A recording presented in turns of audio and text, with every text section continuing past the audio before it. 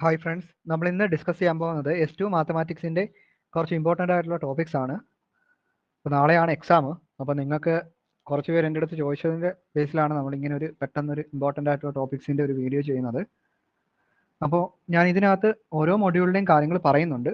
പക്ഷേ ഞാൻ അത് കഴിഞ്ഞിട്ട് ഞാൻ പറയുന്നുണ്ട് കുറഞ്ഞ സമയത്തിനുള്ളിൽ, ഇനിയിപ്പോൾ നിങ്ങൾ ഒരു രാത്രി മാത്രമാണ്, നാളെ പകലും കൂടെ ഉണ്ട്.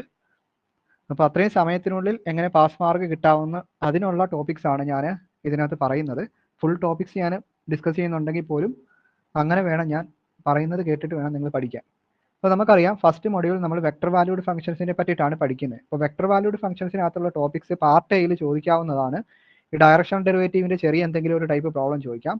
പിന്നെ യൂണിറ്റ് ടാൻജൻറ്റ് വെക്ടർ, അതുപോലെ തന്നെ വെലോസിറ്റി, ആക്സലറേഷൻ, സ്പീഡ്, ഡിസ്റ്റൻസ്, ഇതൊക്കെയാണ് നോർമലി ചോദിക്കാറുള്ളത്. ഇത്തവണത്തെ ക്വസ്റ്റ്യൻ പേപ്പറിൽ പ്രതീക്ഷിക്കുന്നത് യൂണിറ്റ് ടാൻജൻറ്റ് വെക്ടറിൻ്റെ ഒരു ക്വസ്റ്റ്യൻ പ്രതീക്ഷിക്കുന്നുണ്ട്. അത് എന്താണെന്ന് പറഞ്ഞു കഴിഞ്ഞാൽ നിങ്ങൾക്ക് കമ്പണൻസ് ഓഫ് ആക്സലറേഷൻ എന്ന് പറയുന്ന സംഭവം ഉണ്ട്. അതിനകത്ത് 4 കമ്പണൻസ് ഉണ്ട്: സ്കെയിലാർ ടാൻജൻഷ്യൽ, സ്കെയിലാർ നോർമൽ, അതുപോലെ തന്നെ വെക്ടർ ടാൻജൻഷ്യൽ കമ്പണൻറ്റ്. അപ്പോൾ അതിനകത്ത് നമുക്ക് വരുന്നതാണ് യൂണിറ്റ് ടാൻജൻറ്റ് വെക്ടർ എന്ന് പറയുന്നത്, വെക്ടർ ടി ഓഫ് ടി. അപ്പോൾ അതിൻ്റെ ഒരു 3 മാർക്കിൻ്റെ ഒരു ക്വസ്റ്റ്യൻ പ്രതീക്ഷിക്കുന്നുണ്ട്. പിന്നെ വെലോസിറ്റി, ആക്സലറേഷൻ കഴിഞ്ഞ തവണ ഒന്നും ചോദിച്ചിട്ടില്ല. ഇപ്പോൾ ഇത്തവണ ചിലപ്പോൾ സ്പീഡോ വെലോസിറ്റി, ആക്സലറേഷൻ ഒക്കെ ചോദിക്കാം. അത് എളുപ്പമാണ്. വെക്ടർ ആർ ഓഫ് ടിയിൽ നിന്ന് നമ്മൾ ഒരു തവണ ഡെറിവേറ്റീവ് എടുക്കുമ്പോൾ വെലോസിറ്റി കിട്ടും, 2 തവണ ഡെറിവേറ്റീവ് എടുക്കുമ്പോൾ എന്താണ് ആക്സലറേഷൻ കിട്ടും. അപ്പോൾ അറിയാമല്ലോ. ഓക്കെ, ഇനി parametric equation of A tangent line കഴിഞ്ഞ തവണ എക്സാമിൻ്റെ ക്വസ്റ്റ്യൻ പേപ്പറിൽ ഉണ്ടായിരുന്ന ഒരു ക്വസ്റ്റ്യൻ ആണ്. ഇത്തവണയും അത് വേണേൽ ചോദിക്കാം. പിന്നെ ലൈൻ ഇൻ്റഗ്രലിൻ്റെ ഒരു ക്വസ്റ്റ്യൻ എപ്പോഴും ചോദിക്കുന്നതാണ്. അവർ ടൈപ്പ് 2വിൻ്റെ ആണ്, ലൈൻ ഇൻ്റഗ്രലിനകത്തുള്ള ടൈപ്പ് 2 ക്വസ്റ്റ്യൻ ആണ് ചോദിക്കുന്നത്. അപ്പോൾ നിങ്ങൾ പഠിക്കേണ്ട കാര്യം എന്ന് പറഞ്ഞു കഴിഞ്ഞാൽ ഡയറക്ഷൻ ഡെറിവേറ്റീവ് നിങ്ങൾ പഠിച്ചു കഴിഞ്ഞാൽ, ഫുള്ളായിട്ട് നിങ്ങൾ പഠിച്ചു കഴിഞ്ഞാൽ നിങ്ങൾക്ക് പാർട്ട് ബിയിലും ഡയറക്ഷൻ ഡെറിവേറ്റീവിൻ്റെ ഒരു ക്വസ്റ്റ്യൻ പ്രതീക്ഷിക്കുന്നുണ്ട്. ഇച്ചിരി ലെങ്തി ആയിട്ടുള്ള പ്രോബ്ലം ആണ്. ഇനി വെലോസിറ്റി, ആക്സലറേഷൻ ഒക്കെ പഠിക്കാൻ ഒരു അരമണിക്കൂറിൻ്റെ കാര്യമേ ഉള്ളൂ. ജസ്റ്റ് 2 പ്രോബ്ലം ചെയ്ത് നോക്കുമ്പോൾ തന്നെ അത് കിട്ടും. Parametric equation of A tangent ലൈനും അതും നിങ്ങൾക്ക് എളുപ്പമാണ്. പക്ഷേ അതിനകത്ത് ഒരു 4 ടൈപ്പ് ക്വസ്റ്റ്യൻസ് ഉണ്ട്. 4 ടൈപ്പ് ക്വസ്റ്റ്യൻസ് പഠിക്കാനുള്ള സമയം കുറവാണ്. പക്ഷേ എന്നാലും നിങ്ങൾ നോക്കുക, മാക്സിമം നോക്കുക. ലൈൻ ഇൻ്റഗ്രൽ പറ്റുന്നവരൊക്കെ പഠിക്കുക. ഇൻ്റഗ്രേഷൻ ആണെങ്കിൽ പോലും സിമ്പിൾ ആണത്. ഓക്കെ, അപ്പോൾ ഞാൻ ഈ പറഞ്ഞിട്ടുള്ള ആദ്യത്തെ 4 സംഭവം പഠിക്കാനായിട്ട് മൊത്തം ഒരു 40 മിനിറ്റത്തെ കാര്യമേ ഉള്ളൂ. നോക്കുക. ഓക്കെ, അപ്പോൾ ഡയറക്ഷൻ ഡെറിവേറ്റീവ് ഇച്ചിരി ഒരു മണിക്കൂർ ഇരുന്ന് പ്രോബ്ലം ഒന്ന് വർക്കൗട്ട് ചെയ്യുന്നത് നല്ലതാണ്. ഇനി പാർട്ട് ബിയിലേക്ക് വരുവാണെങ്കിൽ ഷുവർ ക്വസ്റ്റ്യൻ ആണ് scalar potential function. Scalar potential function 7 മാർക്കിൻ്റെ ഷുവർ ക്വസ്റ്റ്യൻ ആണ്, 7 മാർക്ക്. ഇനി ഡൈവർജൻസ് ആൻഡ് കേൾ കഴിഞ്ഞ തവണ ചോദിച്ചിട്ടുള്ളതാണ്. ഇത്തവണ വേണമെങ്കിൽ ചോദിക്കാൻ ചിലപ്പോൾ ഡൈവർജൻസ് ആൻഡ് കേൾ ചിലപ്പോൾ പാർട്ട് എയിൽ ഒരു ക്വസ്റ്റ്യൻ ആയിട്ടായിരിക്കും ഇത്തവണ ചോദിക്കുന്നത്, പാർട്ട് എയിൽ. എന്നിട്ട് അവർ വേണമെന്നുണ്ടെങ്കിൽ ഇതിനകത്തുള്ള ഈ ടാൻജന്റ് ലൈൻ ഉണ്ടല്ലോ, ടാൻജന്റ് ലൈൻ്റെ ക്വസ്റ്റ്യൻ പാർട്ട് ബിയിൽ ചോദിക്കാം, ഒരു സബ് പാർട്ടായിട്ട്. അതായത് സ്കെയിലാർ പൊട്ടൻഷ്യൽ ഫംഗ്ഷൻ്റെ ഒരു സബ് പാർട്ടായിട്ട് ടാൻജന്റ് ലൈൻ്റെ ഒരു ഇക്വേഷൻ, ടാൻജന്റ് ലൈൻ്റെ ഒരു പ്രോബ്ലം ആയിരിക്കും ചോദിക്കുന്നത്. ഇനി നമുക്ക് അറിയാം പാർട്ട് ബിയിൽ നമുക്ക് 2 ക്വസ്റ്റ്യൻ അറ്റൻഡ് ചെയ്യാൻ പറ്റും അല്ലേ.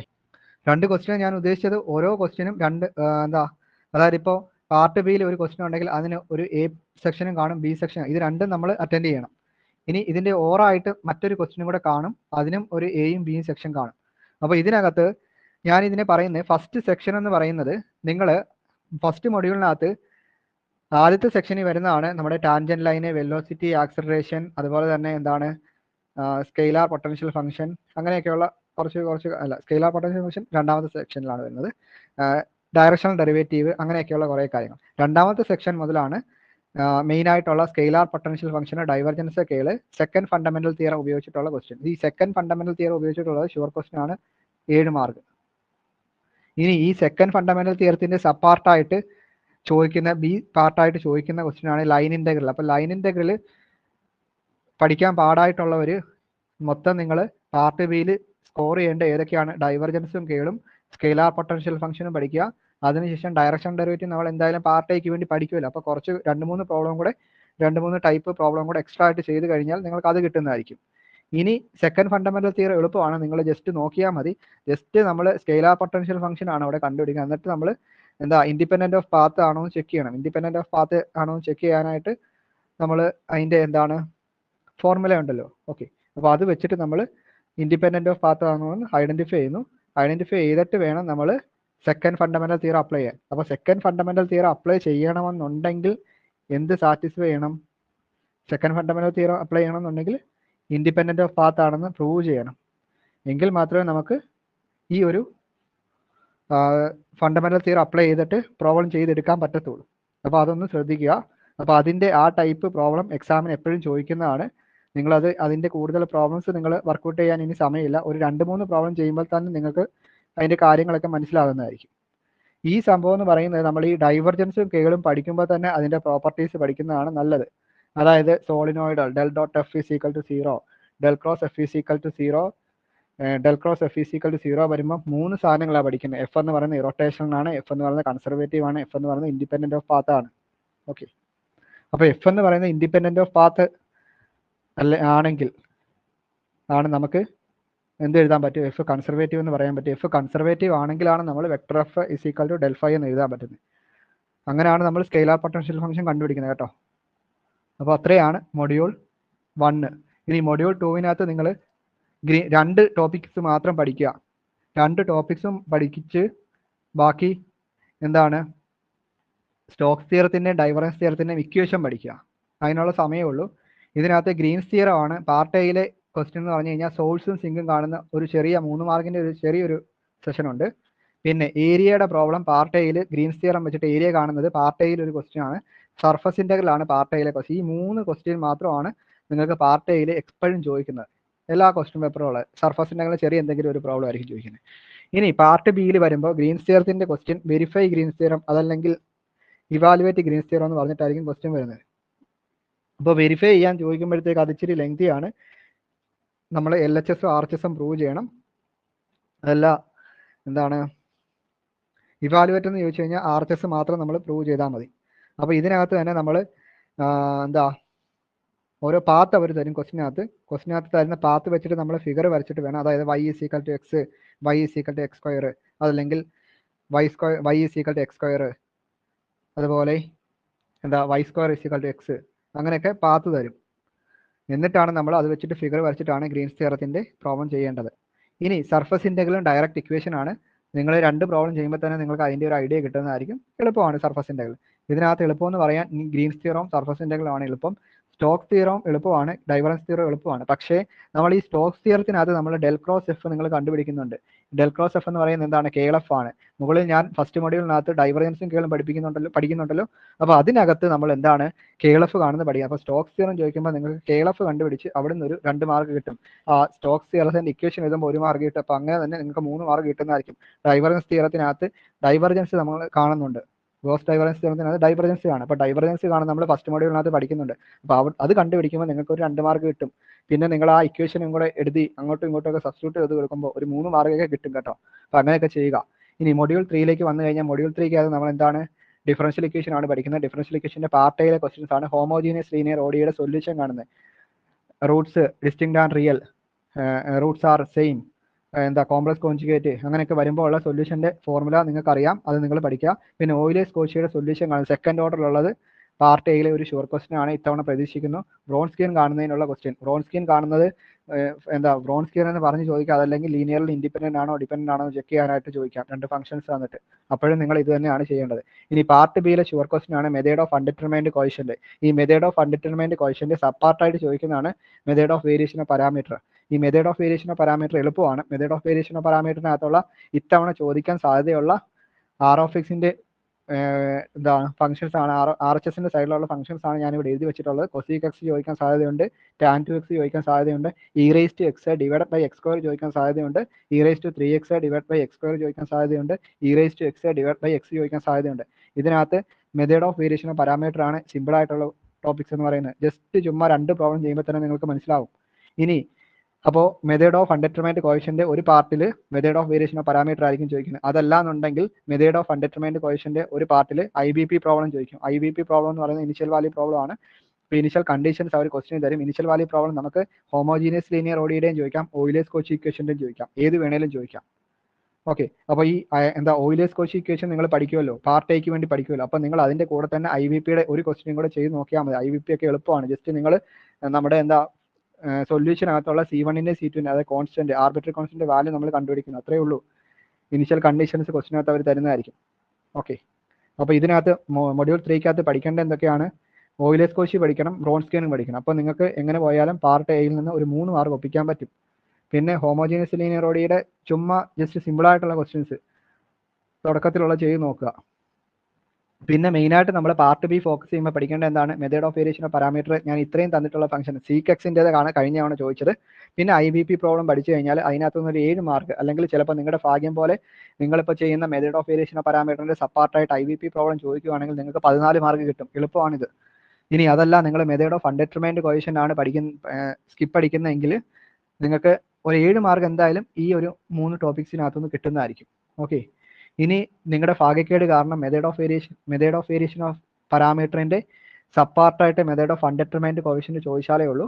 അപ്പോൾ മെത്തേഡ് ഓഫ് അൺഡിറ്റർമൈൻഡ് കോഎഫിഷ്യന്റ് പറ്റുന്നവരൊക്കെ പറ്റുന്നവർ പഠിക്കുക എന്ന് പറയാം. മെത്തേഡ് ഓഫ് അൺഡിറ്റർമൈൻഡ് കോഎഫിഷ്യന്റ് 7 മാർക്കിന്റെ ക്വസ്റ്റ്യൻ നമ്മൾ എന്താണ് മെത്തേഡ് ഓഫ് അൺഡിറ്റർമൈൻഡ് കോഎഫിഷ്യന്റ് എന്ന് പറയുന്നത് എങ്ങനെയാണ് നോൺ ഹോമോജീനിയസ് ലീനിയർ ODEയുടെ സൊല്യൂഷൻ കാണാനായിട്ട് ഉപയോഗിക്കുന്ന മെത്തേഡാണ് മെത്തേഡ് ഓഫ് അൺഡിറ്റർമൈൻഡ് കോഎഫിഷ്യന്റ് എന്ന് പറയുന്നത്. ഓക്കെ, അപ്പോൾ ഈ മെത്തേഡ് ഓഫ് അൺഡിറ്റർമൈൻഡ് കോഎഫിഷ്യന്റ് എന്ന് പറയുന്നതിനകത്ത് നമ്മൾ എന്ത് കാണണം?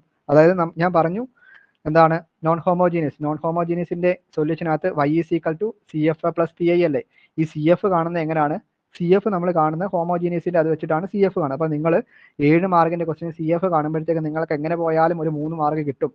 ഇനി നിങ്ങൾ എന്താ ചെയ്യേണ്ടത്? പർട്ടിക്കുലർ ഇന്റഗ്രൽ കാണാം. പർട്ടിക്കുലർ ഇന്റഗ്രൽ കാണാനായിട്ട് നിങ്ങൾക്കറിയാം മെത്തേഡ് ഓഫ് അൺഡിറ്റർമൈൻഡ് കോഎഫിഷ്യന്റിനകത്ത് നിങ്ങൾ പഠിക്കുന്നുണ്ട് എന്തുവാ? ട്രയൽ സൊല്യൂഷൻ പഠിക്കുന്നുണ്ട്.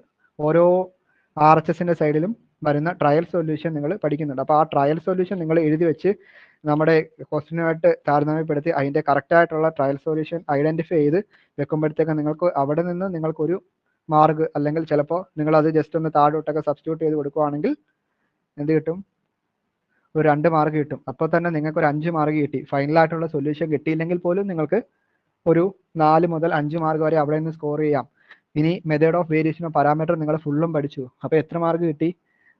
7, 3, 10, 11 അല്ലെങ്കിൽ 12 മാർക്ക് നിങ്ങൾക്ക് അവിടെ സ്കോർ ചെയ്യാൻ പറ്റും. 11 മാർക്ക്, ഒരു 10 മാർക്കെങ്കിലും സ്കോർ ചെയ്യാൻ പറ്റണം. ഓക്കെ, പാർട്ട് ബി ഇത്രയും പഠിക്കുമ്പോൾ തന്നെ. ഇനി മൊഡ്യൂൾ 4ലേക്ക് വന്നു കഴിഞ്ഞാൽ മൊഡ്യൂൾ 4നകത്ത് ലാപ്ലേസ് ട്രാൻസ്ഫോം ആണ്. സിമ്പിൾ ടൈപ്പ് പ്രോബ്ലംസ് ആണ് ഇതിനകത്ത് A പാർട്ട് ചോദിക്കുന്നത്. ഇൻവേഴ്സ് ലാപ്ലേസ് ട്രാൻസ്ഫോമിന്റെ പാർഷ്യൽ ഫ്രാക്ഷന്റെ simple type problem 1/(s-1) × s-2 അങ്ങനെയൊക്കെയുള്ള പ്രോബ്ലംസ് പാർട്ട് എയിൽ ലാപ്ലേസിനകത്തുനിന്ന് പ്രതീക്ഷിക്കുന്നു. ഇനി പാർട്ട് ബിയിൽ inverse Laplace transform convolution theorem വെച്ചിട്ടുള്ളതാണ് ഇത്തവണ എക്സാമിന് പ്രതീക്ഷിക്കുന്നത്. പിന്നെ അതല്ലാതെ നോർമൽ ടൈപ്പ് പാർഷ്യൽ ഫ്രാക്ഷൻ വെച്ചിട്ടുള്ള തന്നെ ഇൻവേഴ്സ് ലാപ്ലേസ് ട്രാൻസ്ഫോം കാണുന്നതിനുള്ള പ്രോബ്ലം പ്രതീക്ഷിക്കുന്നുണ്ട്. കൺവല്യൂഷൻ്റെ കൂടുതൽ ഫോക്കസ് ചെയ്ത് നോക്കുക, എളുപ്പമാണ്. ഇനി കൺവല്യൂഷൻ പഠിക്കാൻ പറ്റാത്തവർ അത് സ്കിപ്പ് അടിക്കുക. എന്നിട്ട് നിങ്ങൾ ഇൻവേഴ്സ് ലാപ്ലേസ് ട്രാൻസ്ഫോമിന്റെ പാർഷ്യൽ ഫ്രാക്ഷൻ വെച്ചിട്ടുള്ള ചെയ്യുക, പഠിക്കുക. ഓക്കെ, ഇനി ഇതിനകത്ത് തന്നെ ഇപ്പൊ നമ്മൾ ഇൻവേഴ്സ് ലാപ്ലേസ് ട്രാൻസ്ഫോം പറഞ്ഞല്ലോ, അതിന്റെ സപ്പാർട്ടായിട്ട് ചോദിക്കാൻ സാധ്യതയുള്ളതാണ് Laplace transform ODE, solution of ODE using Laplace transform. Sure question ആണ് കേട്ടോ, സ്കിപ്പ് അടിച്ചിട്ട് പോകല്ലേ. ഷുവർ ക്വസ്റ്റ്യൻ ആണ്, വളരെ ഇമ്പോർട്ടന്റ് ആണ്, എളുപ്പമാണ്. ജസ്റ്റ് ഇക്വേഷനകത്തോടെ ഒന്ന് കൊടുത്താൽ മതി. ഇനി ഇതിന്റെ പാർട്ട് ബിയിലെ മറ്റൊരു ക്വസ്റ്റ്യൻ ആയിട്ട് ചോദിക്കുന്നതാണ് ലാപ്ലേസ് ട്രാൻസ്ഫോം. ഇതായത് ഡിവിഷൻ റൂൾ വെച്ചിട്ടുള്ള 1 - cos t/t, അതല്ലാതെ മറ്റേ മൾട്ടിപ്ലിക്കേഷൻ റൂൾ വെച്ചിട്ടുള്ള അല്ലെങ്കിൽ first shifting theorem e⁻⁴ × f(t) ഫോമിൽ വരുന്നതൊക്കെ ചോദിക്കാം. അപ്പോൾ ഇത്രയൊക്കെയാണ് മൊഡ്യൂൾ 4നകത്തുള്ളത്. പിന്നെ മൊഡ്യൂൾ 4നകത്ത് പാർട്ട് എയിൽ ചോദിക്കാൻ സാധ്യതയുള്ള മറ്റൊരു ക്വസ്റ്റ്യൻ ആണ് സെക്കൻഡ് ഷിഫ്റ്റിംഗ് പ്രോപ്പർട്ടി വെച്ചിട്ടുള്ള പ്രോബ്ലം കേട്ടോ. സെക്കൻഡ് ഷിഫ്റ്റിംഗ് യൂണിറ്റ് സ്റ്റെപ്പ് ഫംഗ്ഷന്റെ അത് കഴിഞ്ഞിട്ട് വരുന്നതാണ് ഇത്. ഇത്രയാണ് മൊഡ്യൂൾ 4. അപ്പോൾ മൊഡ്യൂൾ 4നകത്ത് നിങ്ങൾ ഷുവറായിട്ടും പഠിക്കേണ്ട എന്താ?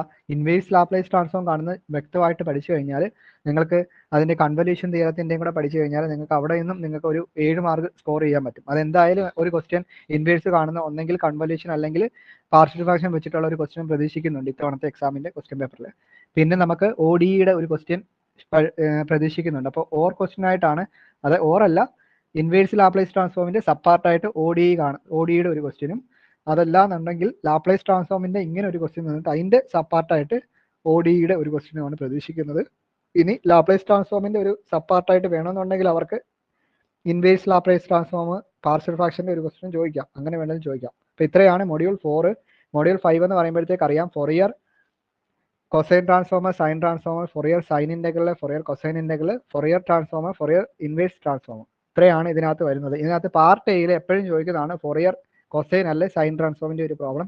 അതല്ലാന്നുണ്ടെങ്കിൽ Fourier sine or cosine integral വേണമെന്നുണ്ടെങ്കിൽ അവർക്ക് ഫൊറിയർ ട്രാൻസ്ഫോമിന്റെ ഒരു ചെറിയ ഫംഗ്ഷൻസ് എന്തെങ്കിലും തന്നിട്ടുള്ള ഒരു ക്വസ്റ്റ്യൻ കൂടെ വേണമെങ്കിൽ ചോദിക്കാം. പാർട്ട് എയിൽ 3 മാർക്കിന് f(x = x) അങ്ങനെ എന്തെങ്കിലും ചോദിക്കാം കേട്ടോ. അത് എളുപ്പമാണ്, 2-3 സ്റ്റെപ്പിൽ തീരുന്ന പരിപാടിയാണ്. Fourier transform of f(x = x). ഇനി പാർട്ട് ബിയിൽ ചോദിക്കുക എന്ന് പറയുമ്പോഴത്തേക്ക് Fourier transform and inverse transform and hence evaluate integral 0 to infinity in terms of എക്സിലായിരിക്കും ഇന്റഗ്രലിനകത്ത് വരുന്നത്. അപ്പോൾ അവർ ചോദിക്കുന്ന ക്വസ്റ്റ്യൻ എന്ന് പറഞ്ഞു കഴിഞ്ഞാൽ ഫൊറിയർ ട്രാൻസ്ഫോം കണ്ടിട്ട് ഹെൻസ് ഇവാലുവേറ്റ് ചെയ്യുന്ന ഇൻവേഴ്സ് കാണാൻ പറയില്ല. പക്ഷെ നമ്മൾ എന്ത് മനസ്സിലാക്കണം, നമ്മൾ അതിനകത്ത് ഇങ്ങനെയുള്ള പ്രോബ്ലം ചോദിക്കുമ്പോൾ ഇൻ ടേംസ് ഓഫ് ഇവിടെ ഇൻ ടേംസ് ഓഫ് എക്സിലായിരിക്കും ടേംസ് വരുന്നത് അകത്തെ ഇന്റഗ്രലിനകത്ത്. അപ്പോൾ നമ്മൾ എന്താ ഫൊറിയർ ട്രാൻസ്ഫോം കണ്ടുപിടിച്ച് അതിന്റെ ഇൻവേഴ്സ് കണ്ടെങ്കിലല്ലേ നമുക്ക് ഫൊറിയർ ട്രാൻസ്ഫോമിന്റെ ആൻസർ കിട്ടുന്ന ഇൻ ടേംസ് ഓഫ് ഡബ്ല്യൂലല്ലേ കിട്ടുന്നത്. അപ്പോൾ അതിന്റെ ഇൻവേഴ്സ് എടുക്കുമ്പോഴല്ലേ നമുക്ക് എഫ് ഓഫ് എക്സിലുള്ള ആൻസർ കിട്ടത്തുള്ളൂ, തിരിച്ചു കിട്ടത്തുള്ളൂ. ഓക്കെ, അതാണ് ഞാൻ ഉദ്ദേശിച്ചത്. ഇനി ഇതിന്റെ അതായത് പാർട്ട് ബിയിലെ ഒരു ക്വസ്റ്റ്യന്റെ എ പാർട്ടായിട്ട് Fourier transform and inverse transform ചോദിക്കാം. അതിന്റെ എന്താണ് ബി പാർട്ടായിട്ട് ഫൊറിയർ ഇന്റഗ്രലിന്റെ മറ്റൊരു ക്വസ്റ്റ്യൻ ചോദിക്കാം. ഓക്കെ, ഫൊറിയർ ഇന്റഗ്രലിന്റെ.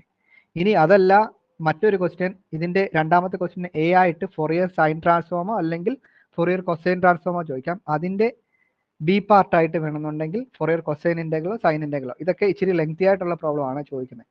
അപ്പോൾ ഈ മൊഡ്യൂൾ 5നകത്ത് നിങ്ങൾക്ക് പഠിക്കാനുള്ള എന്തൊക്കെയാണ്, ഫൊറിയർ ട്രാൻസ്ഫോം പഠിക്കാനുണ്ട്, ഫൊറിയർ ഇൻവേഴ്സ് പഠിക്കാനുണ്ട്, ഇനി ഫൊറിയർ കൊസൈനും ഉണ്ട്, ഫൊറിയർ കൊസൈൻ ട്രാൻസ്ഫോം ഉണ്ട്, സൈൻ ട്രാൻസ്ഫോം ഉണ്ട്, Fourier cosine transform sign transform.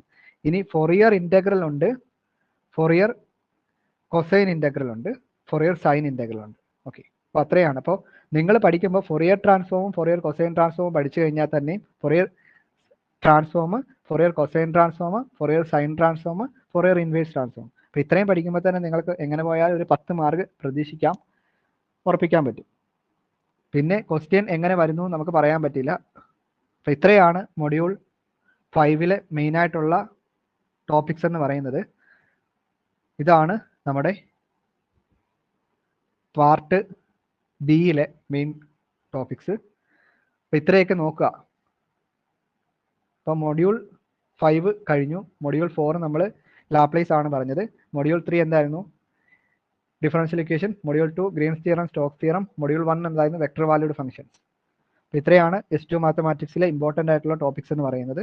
Video ഇഷ്ടമായെങ്കിൽ മാക്സിമം ഷെയർ ചെയ്ത് സപ്പോർട്ട് ചെയ്യുക. Thank you.